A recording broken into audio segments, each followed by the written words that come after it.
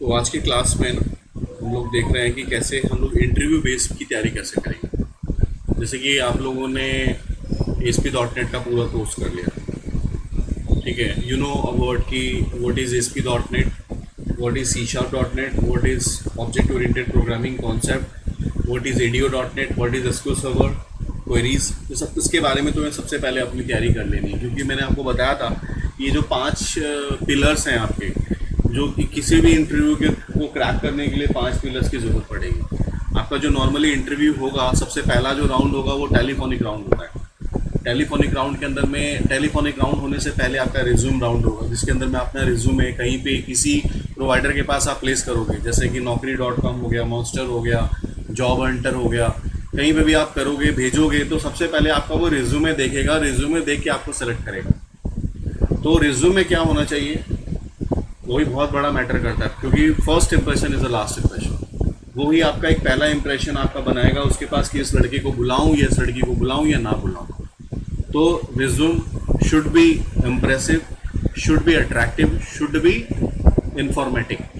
ये नहीं कि आपने जो है डिज़ाइन तो अच्छा बना दिया है, अपनी फ़ोटो वोटो भी लगा दी, और वही फ़ोटो कौन सी लगाई है, कहीं मॉल में खड़े हैं वहाँ फ़ोटो लगा दी। नहीं, प्रोफेशनल होना चाहिए आपका। अगर हो सकता है कि कहीं आप स्टूडियो में जाके टाई वाई लगवा के कोट पैंट पहन के खिंचवा दो तो वो ज़्यादा बेटर रहेगा, क्योंकि यू आर प्रोफेशनल, ठीक है। ये नहीं कि कहीं मॉल में खड़े हो गए, कहीं पे किसी के साथ में खड़े हैं और साथ में खिंचवा के लिया और साथ में हमने उसको कट करके लगा दिया उस पर, ये बहुत अच्छा लगा है, नहीं चलेगा, ठीक है। तो वो देख लेना पहले। रिज्यूमे का फॉर्मेट लाइक देखो इस तरह से होना चाहिए, जो इन्फॉर्मेटिव की मैंने जो बात करी है उसमें हिसाब से होना चाहिए। जैसे कि आपका यहाँ पे नाम हो गया, आपकी ईमेल आईडी हो गई। कभी भी कंपनी देखो, जब आप कंपनी में जॉब कर रहे हो, जैसे आप इस कंपनी के अंदर जॉब कर रहे हो, आपको मैं 1 साल का एक्सपीरियंस आपका यहाँ पे है मेरे पास में, अगर आपको असाइन करना है तो आप चाहो तो कंपनी की ईमेल आईडी भी लगा सकते हो, लेकिन कंपनी की ईमेल आईडी नहीं लगानी है आपको। क्यों? क्योंकि आप जिस कंपनी में काम कर रहे हो उस कंपनी की ईमेल आईडी में अगर आप उसी कंपनी की ईमेल आईडी डालोगे तो वहाँ पे आपको प्रॉब्लम हो सकती है। आपका HR देख सकता है कि कौन कौन सी ईमेल आपके पास आ रही है। तो आप वहाँ पे अपने जीमेल पर्सनल ईमेल आईडी जो आपने बनाई हुई है yahoo.com वगैरह वो लगाओ, ठीक है। देन उसके बाद अपना एड्रेस डालोगे, अपना कॉन्टैक्ट नंबर डालोगे। अगर आपके पास में सपोज लिंक्डइन का प्रोफाइल की आईडी है तो वो आईडी भी आप डाल दो, क्योंकि लिंक्डइन में अगर आपने बनाया हुआ है अपना अपने अकाउंट क्रिएट किए हुए हैं तो उसका भी आप यहाँ पे डाल सकते हो, ठीक है। हेड ऑफ द रिज्यूमे आपके पास होना चाहिए प्रोफेशनल समरी, जिसके अंदर में आपके पास कितना एक्सपीरियंस है, कितना एक्सपीरियंस है, किस प्लेटफॉर्म का एक्सपीरियंस है और क्या एक्सपीरियंस है। जैसे ये वाला जो मैंने आपको दिखाया है वो भी .NET प्लेटफॉर्म का है, ठीक है। And he is having around 10 years of experience. तो आपके पास जो एक्सपीरियंस है वो 1 साल का एक्सपीरियंस आप यहाँ लिख सकते हो कि I have around 1 year of experience. किसमें है आपका सॉफ्टवेयर डेवलपमेंट के अंदर में एक्सपीरियंस है, आपका वेब डेवलपमेंट में एक्सपीरियंस है, आपका ASP.NET में एक्सपीरियंस है। You can elaborate here. जैसे कि इन्होंने लिखा हुआ है कि इनके पास जो एक्सपीरियंस है the mainly in 3 areas of web application using Microsoft technology. Microsoft technology में काम किया हुआ है, तो .NET फ्रेमवर्क के अंदर में इन्होंने काम किया हुआ है, जिसको लिखा हुआ है FW फ्रेमवर्क 2.0 और 3.5। ये पुराना रिज्यूमे है तो काफ़ी पुरानी लिखी हुई है। अभी आपने जो काम किया है, सपोज करो आपने किया है 4.5 या 4.7 में, तो आप यहाँ लिख सकते हो। जब आप इसको ओपन करते हो अपना विजुअल स्टूडियो, तो देखो स्टार्टिंग में आपका लिखा होता है ना 4.6, 4.7, 4.5। तो जो जिस वजह से आपने सपोज करो 2022 में काम किया, तो 2022 में आप 4.7 पे काम कर 6 और 7 ये 2 मॉडल होते हैं 2022 के अंदर। अगर आपने सपोज कर लो आपने 19 में काम किया है तो वो 4.5 है, या 4.5.1 होगा या 6 होगा, उसमें भी 6 है। तो इस तरह से आपको यहाँ पे फ्रेमवर्क भी आप दिखा सकते हो। और जो भी आपने, जैसे इन्होंने WCF पे काम किया है, आपने नहीं काम किया है, आपको डालने की ज़रूरत नहीं है। आप जिसको जानते हो उसके बारे में आपको बताना है। आपके इनके पास में है कि इन्होंने जो है ASP.NET पे काम किया है, AJAX, ActiveX डेटा ऑब्जेक्ट पे आपने भी काम किया है, .NET, ये सारी चीज़ें आप डाल सकते हो। आपने 2005 पे नहीं काम किया है, आपने सीधा 2019 पे काम किया है, तो आप सीधा लिखोगे कि I have having experience in SQL server on 2019। और लिंक क्यू के साथ भी आपने काम किया है तो लिंक क्यू भी आप डाल सकते हो। जैसे आपने भी किया नहीं है बट आप करोगे तो आप लिंक क्यू आप लोग भी डाल सकते हो, ठीक है। पेमेंट गेटवे पे कोई काम किया है तो अगर काम किया है तो आप लिख देना हाँ इंटीग्रेशन विथ पेपाल। पेपाल पे हमने किया है कि पेपाल में कैसे काम करते हैं, तो पेपाल के बारे में आप लिख सकते हो। ठीक है, लैंग्वेजेस के बारे में अगर if you know about HTML CSS तो लिखो, इसको मत लिखना और ना ही ये लिखना। ये दो चीज़ें आप नहीं लिख सकते, बाकी को चीज़ों को आप मेंशन कर सकते हो। एक ये नहीं लिख सकते और एक सेकंड पॉइंट ये नहीं लिख सकते। बाकी कुछ चीज़ों को आप मेंशन कर सकते हो 1 साल के एक्सपीरियंस के साथ में कि I have having 1 year of experience currently working with Alchemy Software Technology. ये आप वहाँ लिख सकते हो as a junior web developer, junior web developer या जूनियर सॉफ्टवेयर इंजीनियर, ये भी प्रोफाइल में आपका आ सकता है, कोई प्रॉब्लम नहीं है। ठीक है, इस तरह से आप मेंशन करोगे। उसके बाद की अचीवमेंट, आपने जब इस ऑर्गेनाइजेशन के अंदर काम किया तो आपने क्या क्या चीज़ें अचीव करी हैं, क्या आपने बिजनेस अंडरस्टैंडिंग करी है, आपने टेक्निकल आउटलुक आपको मिलता है, नहीं मिलता है तो नहीं लिखना है। एनालिटिकल स्किल्स मिलते हैं, यस मिलते हैं। क्लाइंट इंटीग्रेशन नहीं है मेरा, तो आप यहाँ पे जैसे कि आप हैविंग 1 ईयर ऑफ एक्सपीरियंस, तो आप फिर पहला पॉइंट और तीसरा पॉइंट लिख सकते हैं। वर्क एक्सपीरियंस आपका हो गया, तो जो मैंने आपको बताया कि वर्किंग विथ करंटली वर्किंग, यहाँ पे आईटी की बात कर रहे हैं तो सिर्फ आईटी का ही होना चाहिए। ये नहीं कि अगर सपोज कर लो आप यहाँ से पहले कहीं दूसरी जगह काम करते थे, सेल्स में काम करते थे या कहीं भी काम करते, तो उसका एक्सपीरियंस आपको नहीं लगाना है, वो कोई मैटर नहीं करता है। यहाँ पे सिर्फ आपको आईटी का ही एक्सपीरियंस लगाना है कि I have having 1 year of experience currently working with this as a from this date to till date. ठीक है, फिर आपके पास यहाँ पे एजुकेशन क्वालिफिकेशन आ जाना चाहिए, एंड उसके बाद फिर आपके पास जो टेक्निकल स्किल्स हैं वो आ जाएंगे। जैसे लैंग्वेजेस में यू नो व्हाट C#। ठीक है, प्रोग्रामिंग लैंग्वेज में आप कौन कौन सा लैंग्वेज जानते हो, आपको उसके बारे में लिखना है। आपको C# पता है, आपको जावास्क्रिप्ट नहीं पता है, आपको लिंक्यू पता है, आप ये लिखोगे बस। आपको ये लिखना है, लिंक्यू बता दूंगा आप लोगों को, लिंक्यू भी लैंग्वेज है। C# और लिंक्यू आपको पता है, इसके बारे में आपको लिखना है। टेक्नोलॉजी में आप क्या जानते हो, तो माइक्रोसॉफ्ट फ्रेमवर्क के बारे में आपने कौन कौन से फ्रेमवर्क पे काम किया, अगेन वो लिख दोगे। एजेक्स जानते हो, लिखोगे। एस्को सर्वर जानते हो, लिखोगे। रिपोर्टिंग सर्विसेज नहीं जानते हो, नहीं लिखोगे। ये नहीं लिखोगे।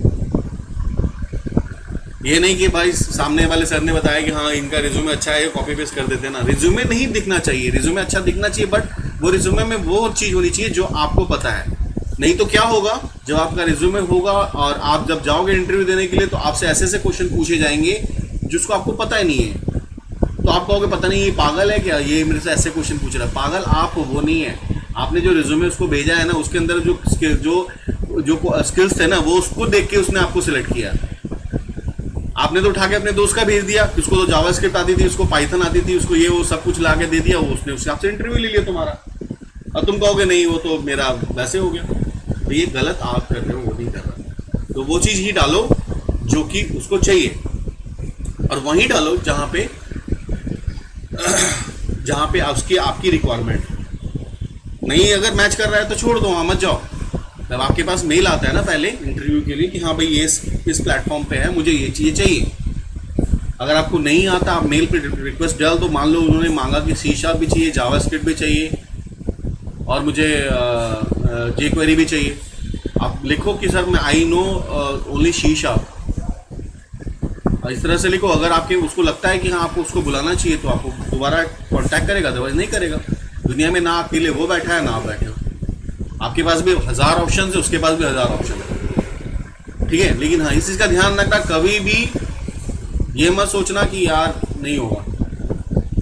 Never think like this. Failure is a path of success. जितना फेल करोगे उतना पास होने की सीढ़ी मिलती रहेगी। आप सोचो ठीक है यार मैं इंटरव्यू देने जा रही हूँ ना, या जा रहा हूँ, नहीं सेलेक्ट नहीं होने के लिए जा रहा हूँ, मैं तो देखने जा रहा हूँ कि यार कंपनी कैसी है, क्या वो मेरे लायक है, मैं इसलिए जा रहा हूँ। अब नहीं हुआ सिलेक्शन तो वो सुना है ना वो लोमड़ी वाला कहावत, अंगूर खट्टे हैं। अरे वो कंपनी मेरे लायक ही नहीं थी। बट आपको अपना पता होना चाहिए कि मेरे अंदर कमी है। अपने आप को डीमोटिवेट नहीं करना, और आपको ये सोचना है कि नहीं मेरे अंदर कमी है।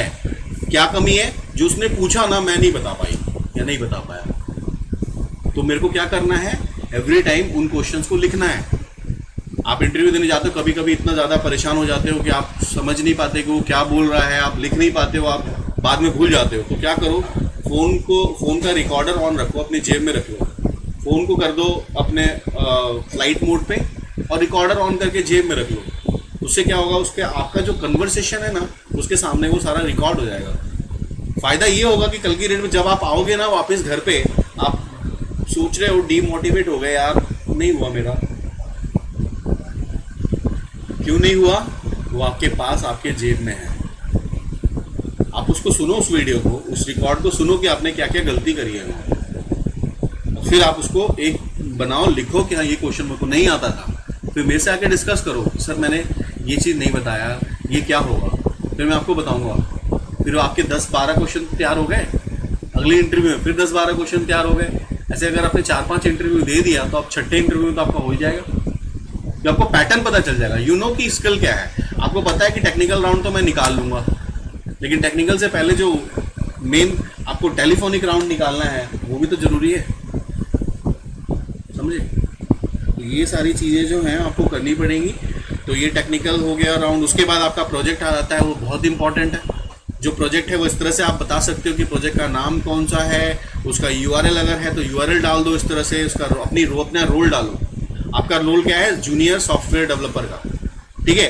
टीम का साइज क्या है जी, तो 4 है 5 है, कब से कम, कब स्टार्ट हुआ था, कब खत्म हुआ था, उस प्रोडक्ट का ऑर्गेनाइजेशन का नाम क्या है, प्रोजेक्ट की डिस्क्रिप्शन क्या है, प्रोजेक्ट का प्लेटफॉर्म क्या है, वो जो बना है वो कौन से प्लेटफॉर्म पे बना है, उसमें आपकी रिस्पॉन्सिबिलिटी क्या है, रोल्स एंड रिस्पॉन्सिबिलिटी। ये आपका इतना हेल्प करेगा जब आप किसी इंटरव्यू में जाओगे तो आपसे अगर पूछेगा कि इस प्रोजेक्ट में आपका रोल क्या था, तो आप बता सकते हो सर मेरा यहाँ पे डिज़ाइनिंग का रोल था, मेरा डेटाबेस कंजर्वेशन का रोल था, मेरा डेटाबेस मैनेजमेंट का रोल था, I am responsible to managing my admin panel and user panel and this panel, बता सकते हो ईजिली।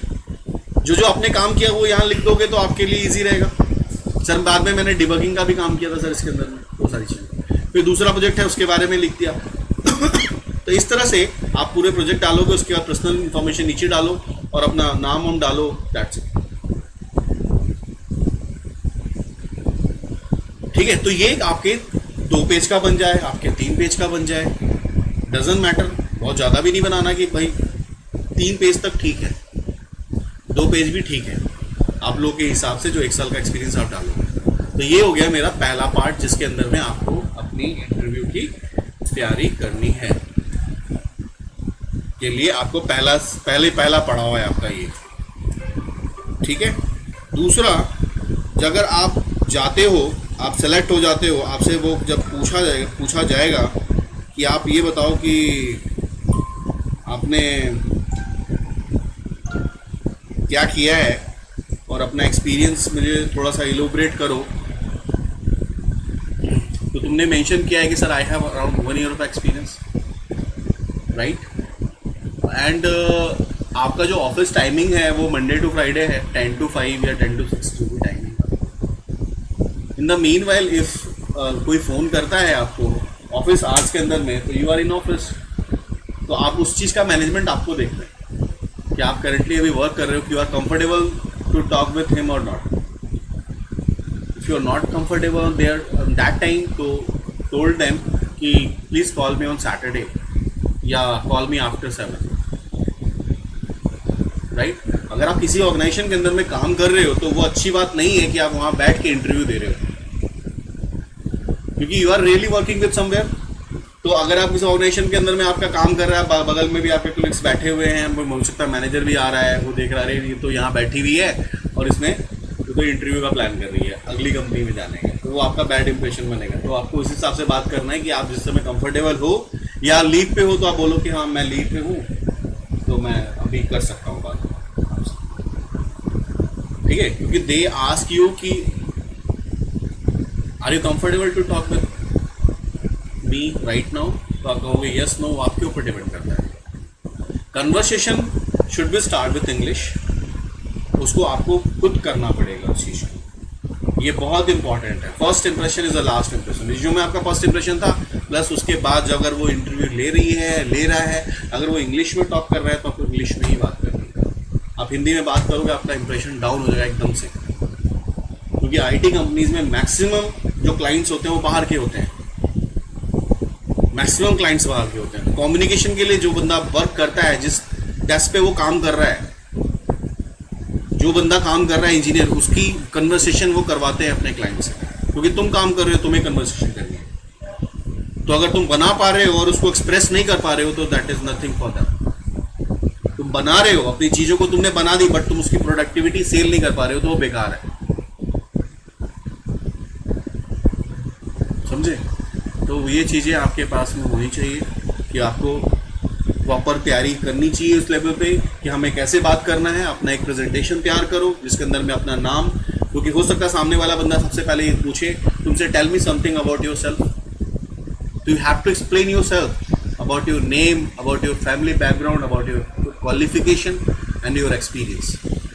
ये 4 चीज़ें मिला के आप अपना एक प्रेजेंटेशन तैयार करोगे जो कि 200 वर्ड्स का होना चाहिए, एक अच्छा सा प्रेजेंटेशन, ताकि उसको बोलो कि हाँ सर मैंने ये चीज़ किया हुआ है, तो डेफिनेटली वो अच्छा उसको लगेगा। हो सकता है in the meanwhile they ask some questions between the your session, but it should be in English. जब तक वो सामने वाला बंदा हिंदी में नहीं आता है तब तक आपको इंग्लिश में उसके साथ लगे रहना है, if you want to clear. वो अपने आप ऑटोमेटिकली आ जाएगा, क्योंकि हमारी मातृभाषा हिंदी है, वो आ ही जाएगा। लेकिन आपको नहीं आना पहले, चाहे वो फर्स्ट राउंड हो, चाहे वो सेकंड राउंड हो, चाहे वो थर्ड राउंड हो, ध्यान रखना, ठीक? फर्स्ट राउंड में आपका हो गया कि हाँ भाई आपने ये यहाँ से, वो आपको सिर्फ जज कर रहा है कि आपका जो रिज्यूमे है आपने डाला है कि डाला है, आर यू इंटरेस्टेड और नॉट, इसका प्रोफाइल और मेरा प्रोफाइल मैच कर रहा है नहीं मैच कर रहा है। ये first telephonic round, that should be recorded. वो रिकॉर्डेड होता है, वो अपने आगे मैनेजर को भेजता है, फिर वो मैनेजर देखेगा हाँ ठीक है इसका अपॉइंटमेंट इस टाइम को है। टेलीफोनिक राउंड हो गया तुम्हारा। टेक्निकल राउंड के लिए, या हो सकता है कि सेकंड राउंड तुम्हारे को फेस टू फेस के लिए तुम्हें कंपनी में बुलाए। जब वो कंपनी में बुलाएगा तो वहाँ भी एक फेस टू फेस इंटरव्यू होगा जिसके अंदर में तुम्हारे बारे में वही चीज़ जो टेलीफोन से पूछा गया था, about your background, about your qualification, about your current job, ठीक है। ये होने के बाद तुम्हारा टेक्निकल राउंड होगा। टेक्निकल राउंड में कभी कभी कंपनीज क्या है, कुछ रीजनिंग वगैरह के क्वेश्चन दे देती है, कुछ आईक्यू के क्वेश्चन दे देती है, वो सब चीज़ें तुमसे पूछ सकता है, वो तुम कर लोगे। उसके बाद फिर तुम्हारे को टेक्निकल में बिठा देगा। अब टेक्निकल के अंदर में तुमसे चीज़ें क्या पूछेगा कि तुमने कौन कौन से प्रोजेक्ट पे काम किया है। अब तुमने 2 प्रोजेक्ट यहाँ मेंशन किया है, 2 प्रोजेक्ट के बारे में तुमसे पूरी तरह से पूछेगा, तुम्हारी रोल्स एंड रिस्पॉन्सिबिलिटी क्या थी, क्या है नहीं है, तुम्हारे सामने खोल के देखेगा प्रोजेक्ट को, उसमें जो तुमने काम किया उसके बारे में तुमसे पूछेगा। उसके बाद पूरी राइट से कहीं से कुछ भी पूछने का। मोस्टली वो ग्रिड व्यू से, अगर ASP.NET प्लेटफॉर्म पे जा रहे हो तो ग्रिड व्यू से क्वेश्चन पूछेगा। ये तुम्हें ग्रिड व्यू पता है, तुम्हें एजेक्स पता है, तुम्हें सेशन पता है, हाउ टू यूज सेशन, या फिर कोई भी कॉम्प्लिकेशन उसको लगेगा कि तुम्हारे प्रोजेक्ट में होना चाहिए, वो चीजें तुम्हारे पास नहीं है तो वो तुमसे पूछ सकता है कहीं से भी। दे हैव फुल्ली राइट्स कि वो कुछ भी कहीं से पूछ सकता है जो तुमने अपने रिज्यूमे में मेंशन किया हुआ है, उससे वहाँ से रिलेटेड या तुम्हारे जॉब के रोल से रिलेटेड, ठीक है। तो टेक्निकली दे आस्क कि तुमने जो ये बनाया है, ये प्रोजेक्ट जो बनाया है वो कितने टीम साइज में बनाया है। तो ये चीज़ें जो हैं आपको वहाँ से पूछी जाएगी और आप उसमें उस हिसाब से आप उसको बताओगे कि क्या चीज़ें हैं। एंड ये अगर राउंड आपका क्लियर हो जाता है, टेक्निकल राउंड, जिसमें आपको एक मशीन टेस्ट भी हो सकता है। मशीन में आपको बोला जाएगा कि ग्रिड व्यू के अंदर में मुझे CRUD ऑपरेशन परफॉर्म करके दिखाओ विथ इमेज फाइल अपलोड के साथ। एक इमेज को भी एक कस्टमर है, एक तुम्हारा प्रोडक्ट का टेबल है जिसमें प्रोडक्ट आईडी है, प्रोडक्ट का नेम है, प्रोडक्ट की कैटेगरी, प्रोडक्ट की इमेज, उसकी डिस्क्रिप्शन, उसकी रेट और उसका क्वांटिटी। इसके बिहाफ पे मुझे CRUD ऑपरेशन परफॉर्म करके दिखाओ ग्रिड व्यू के अंदर में। वो आपको 30 मिनट्स का टाइम देंगे, 40 मिनट्स का टाइम देंगे, आपको करके दिखाना है।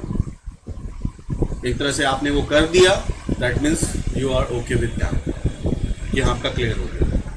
ये आपका क्लियर हो गया कि हाँ आपने ये चीज़ कर दी, टेक्निकल राउंड आपका क्लियर हो गया। तो फिर आपका फाइनल राउंड होगा एक और, इसको HR राउंड कहते हैं। उस HR राउंड के अंदर में, हाँ, जब आपका फर्स्ट राउंड होगा, जब वो कंपनी अगर आपको सेलेक्ट करती है तो कंपनी सबसे पहले ये देखती है कि आप कितने दिन में फ्री हो गए करंट कंपनी से, कितने दिन में आप करंट कंपनी से फ्री हो गए। तब अगर उसको सपोज 15 दिन के बाद रिक्वायरमेंट है और वो आपके पास में टाइम नहीं है, तो हो सकता है तुम्हारा इस प्रोसेस को नहीं बढ़ाएगा।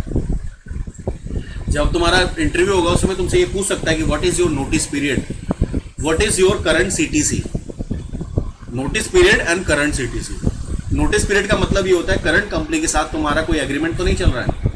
अगर तुमने करंट कंपनी के साथ कोई आपने बॉन्ड साइन किया हुआ है और बॉन्ड 1 साल का है तो तुम तो कर ही नहीं सकते फिर तो। या उनको आप प्रॉपर एक्सप्लेन कर सकते हो कि सर मेरा जो है बॉन्ड है, कभी कभी कंपनी आपस में बॉन्ड तोड़ देती है, वो जो जितना भी उसका रेमुलेशन अमाउंट होता है वो नेक्स्ट वाली कंपनी पे कर देती है कि ठीक है तुम्हारा 5 लाख रुपए का अमाउंट है ना, मैं पे कर देता हूँ, तुम मेरे यहाँ ज्वाइन करो। अगर तुम्हारे अंदर प्रोडक्टिविटी दिखेगी तब वो करेगा, अदरवाइज नहीं करेगा। समझे? तो वो चीजें तुमसे पहले एक्सप्लेन कर लेगा, पूछेगा अब तुम्हारी यहाँ पे जो नोटिस पीरियड है वो 15 दिन का है, 1 महीने का है। वो भी पूछ सकता है क्या नेगोशिएबल है ये 15 दिन से क्या 1 हफ्ते हो सकता है? तो बोला उसके लिए सर मुझे बात करनी पड़ेगी अपने एचआर से, बट मैं अभी कुछ कह नहीं सकता इस बारे में। बट 15 डेज तो है, उसके बाद तुम्हारा इंटरव्यू का प्रोसेस चलेगा। उसको लगेगा कि हाँ 15 दिन तक मेरे पास टाइम है, तभी वो तुम्हारा इंटरव्यू प्रोसेस आगे बढ़ाएगा, अदरवाइज नहीं बढ़ाएगा। फिर उसके बाद जब तुम एचआर राउंड पे आओगे तो तुम्हारी बात आएगी सीटीसी पर। सीटीसी भी तुमसे पूछेगा करंट सीटीसी। तुमने बोला सर करंट सीटीसी मुझे अभी 2.5 लाख रुपए मिलते हैं, 2.5 लाख रुपए पर एनम मिल रहे हैं, तो महीने का कितना इन हैंड कितना आ रहा है तुम्हारे पास? कभी कभी क्या होता है इन हैंड के पास में, इन हैंड जो आता है आपके पास, उस इन हैंड के अंदर में कुछ कटते भी हो, जैसे एचआरए कट रहा हो, टीए कर रहा हो, डीए कट रहा हो। उसके कटने के बाद तुम्हारे पास इन हैंड कितना आ रहा है, 18,000 आ रहा है, 15,000 आ रहा है, 20,000 क्या आ रहा है तुम्हारे पास, तो तुम्हें वो भी तुम्हें बताना है कि सर मेरे को इन हैंड इतना आ रहा है और मेरी करंट सीटीसी ये है, 3 लाख रुपए करंट सीटीसी है, मेरे को 19,500 रुपीज मिलती है पर मंथ, ये मेरा करंट इन हैंड है। तो जो तुम्हारे को है वो तुम्हें बताना पड़ेगा। और तुम अगर ज्वाइन करोगे मुझे तो कितने समय में तुम मेरे पास तुम्हें कितना इसमें इंक्रीमेंट चाहिए या नहीं चाहिए? तुम बोलोगे सर चाहिए मेरे को 30% का तो इंक्रीमेंट चाहिए, मेरा 3 लाख का पैकेज है, 3 में 30% तो मुझे चाहिए, तभी मैं करूँगी ज्वाइन। ये चीज़ बात पहले हो जाती है पहले राउंड पे, क्योंकि अगर उसको रखना है तभी आगे बढ़ाएगा, नहीं तो नहीं बढ़ाएगा, वहीं छोड़ देगा। अब तुम यहाँ से होके तीसरे राउंड पे आ गए, तीसरे राउंड पे एचआर राउंड में तुम बैठे हो, तो उस एचआर राउंड के अंदर में तुम्हारी सारी चीज़ें, तुम टेक्निकल राउंड क्रॉस कर चुके हो, पास कर गए हो। अब एचआर राउंड के अंदर में वो तुमसे एचआर जो होगा वो तुमसे पूछेगा कि बताओ जी तुम्हारा नोटिस पीरियड क्या था, कितने दिन में तुम मेरे को ज्वाइन कर सकते हो, मैं तुम्हें आज ऑफर लेटर दे रहा हूँ, तो तुम अपने हिसाब से बात कर सकते हो। somebody goes on ये नोटिस पीरियड ही बहुत होते कि पहले से ही नोटिस दे देते हैं, तो बोलोगे कि हाँ सर मैं ऑलरेडी नोटिस दे चुका हूँ तो मैं कभी भी ज्वाइन कर सकता हूँ, within a week join कर सकता हूँ। If you provide me offer letter then I will discuss with my HR, then let you know about that. ये भी बात कर सकते हो। तो उसने कहा कि ठीक है मैं करता हूँ, मैं आपको ऑफर लेटर प्रोवाइड करा रहा हूँ। अब आ गई बात सीटीसी पे, आपको हम सीटीसी जो 20% दे सकते हैं, उससे ज़्यादा नहीं सकते। बोला सर मैं 30% से ज़्यादा, मैं 30 पे कम काम कर ही नहीं सकता क्योंकि मेरा कन्वेंस लग जाएगा। यहाँ पे पूरा निगोशिएट होता है, पूरी तरह से निगोशिएट करने की कोशिश करेगा तुमको एचआर कि नहीं तुम्हें अभी फिलहाल इतने में काम कर लो, 1 महीने बाद दे दूंगा। तो सर 1 महीने बाद दोगे तो वो रिटर्न दो, तो कहेगा नहीं वर्बली देते ना, तुमको बोल दिया ना दे दूंगा जाओ। तुम बोलोगे नहीं सर वो वर्बली नहीं चलता है, आप रिटर्न कर दो, मैं ले लेती हूँ, अदरवाइज मैं नहीं कर सकती, नहीं कर सकता।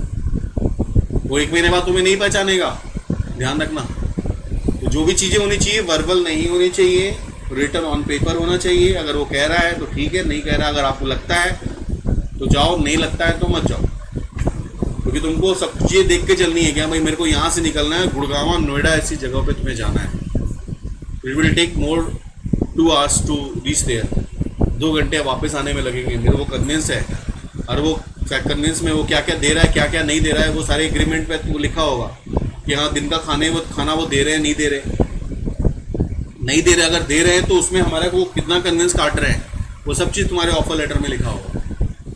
ऑफर लेटर लेने के बाद जब तुम्हारे को लगता है कि हाँ तुम्हारी सैलरी और सारी चीज़ें तुम्हारी हो गई हैं, फिक्स हैं, ओके है, तो तुम कहोगे कि ठीक है सर मैं ऑफर में साइन करता हूँ, पहले मैं डिस्कस कर लूँ फैमिली से भी। ऐसा नहीं कि हाँ मिलते ही फ्रेंड लाओ फटाफट साइन कर दे, नहीं। कभी कभी ऑफर देता है तो साथ में वो कहता है कि मेरे साथ बॉन्ड है, कि मैं 5 साल का बॉन्ड करवा रहा हूँ तुमसे। कहना तो 5 साल तो बहुत ज़्यादा है सर, बॉन्ड होता है 1 साल का, चलो तुम जहाँ पर तुम कंफर्टेबल हो उसको तुम बॉन्ड को साइन कर सकते हो। ये इसको भी तुम्हें, इसके लिए भी तुम्हें पूछना पड़ेगा अपने पेरेंट्स से कि हाँ भाई बॉन्ड करूँ ना करूँ। कभी कभी क्या होता है वो कहते हैं कि तुम्हारे 10th 12 के सर्टिफिकेट रखेंगे हम, ठीक है, वो कहते हैं ऐसे तुम्हें तुम्हारे 10th और 12th के सर्टिफिकेट मेरे पास में बंदगी रहेंगे जब तक तुम मेरे यहाँ पे जॉब कर रहे हो। तो तुम देख सकते हो उसके लेवल पे कि तुम उसको देना चाहोगे नहीं देना चाहोगे। तो ये ऐसा नहीं हो कि रख लेंगे, तो वो इसलिए रखते हैं कि कल की डेट में ऐसा ना हो कि तुम 6 महीने बाद भाग जाओ, तो मैं तुम्हें कहाँ ढूंढता रहूँगा, तुम्हारा सर्टिफिकेट रहेगा तो एटलीस्ट तुम तो आओगे ना। इसलिए वो रखते हैं कि 10वीं का 12वीं का सर्टिफिकेट रखेंगे, जब तुम रिलीव, तुम्हारा जो नोटिस पीरियड खत्म हो जाएगा मेरे यहाँ से, तुम्हारे जो बॉन्ड खत्म हो जाएगा उसका तुम लेके चले जाना, कोई दिक्कत नहीं है। लेकिन उस द मीन वाइल तुम मेरे पास छोड़ोगे, यहाँ रखोगे, ठीक है। तो ये सारा कुछ होने के बाद तुम्हें एक ऑफर लेटर मिलेगा, और ऑफर लेटर को फिर तुम पढ़ोगे पूरी लाइन को, बहुत सारी चीज़ें होती है उसमें अंदर, नॉर्म्स होता है, वो तुम पढ़ोगे, तुम्हारा लगेगा कि सब चीज़ें मैच कर रही हैं, तो ऑफर लेटर को तुम साइन करोगे। तो जो करंट कंपनी के डॉक्यूमेंट्स होंगे जिसमें तुमसे वो मांगेंगे तुम्हारा आधार कार्ड, पैन कार्ड, जो करंट कंपनी में तुम काम कर रहे हो उसका ऑफर लेटर, उस 3 महीने की salary slip, relieving letter, experience letter, ये सारी चीज़ें मांगेंगे। तो जिस कंपनी में आप करंटली जॉब कर रहे हो, आप उनसे अपने HR से बात करोगे, वहाँ से डॉक्यूमेंट लोगे और फिर उनको भेजोगे। फिर वो जो कंपनी होगी, जो करंट कंपनी होगी, वो आप उस कंपनी से इवैल्यूएट करेगी आपको, वो वहाँ पे फ़ोन करेगी, वहाँ पे मेल करेगी कि क्या ये आपके यहाँ पे जॉब कर रहे हैं।